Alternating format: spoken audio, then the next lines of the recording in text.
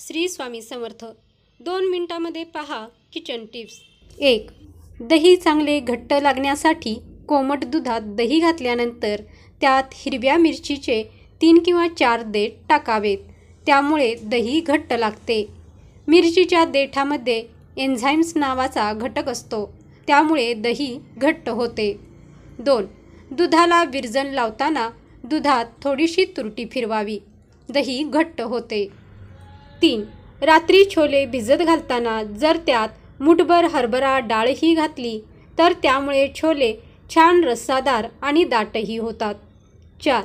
Kitchen ओट्यावर लिंबाच्या रसाचे पांढरे डाग पडल्यास त्यावर आल्याचा तुकडा घासावा, डाग जातात।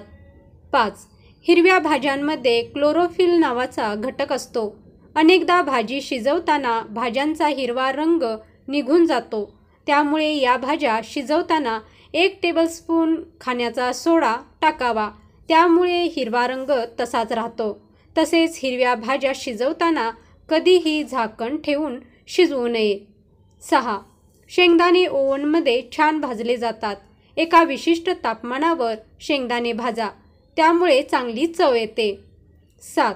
सफरचंद कापले की ऑक्सिडेशन रिॲक्शनमुळे ते काळे पडतात, त्यामुळे सफरचंद कापल्यानंतर त्यावर लिंबाचा रस किंवा व्हिनेगर लावा, त्यामुळे ते काळे डाग पडणार नाही। सॅलड करताना ही टीप नक्की वापरावी।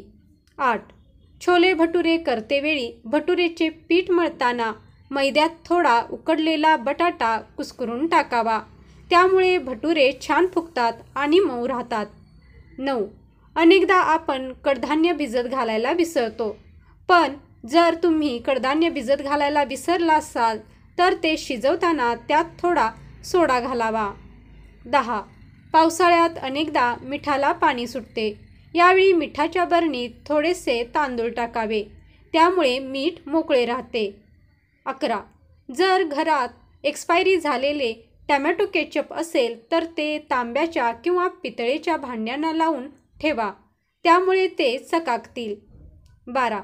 लसूण सोलणे हे सर्वात अवघड काम समजले जाते, मात्र लसूण पटकन सोलण्यासाठी ते 1 मिनिट ओव्हनमध्ये गरम करा, त्यानंतर एका घट्ट झाकण्याच्या डब्यात घालून जोरात हलवा, त्यामुळे लसणाच्या पाकळ्या निघून जातील। 13. बेसन पोळी, धिरडे, डोसा बनवताना कांदा चिरून घालण्याऐवजी किसून घालावा, पदार्थ अतिशय कुरकुरीत आणि स्वादिष्ट होतो। तर आजच्या किचन टिप्स तुम्हाला कशा वाटल्या ते कमेंटमध्ये नक्की लिहून कळवा। जय श्री स्वामी समर्थ।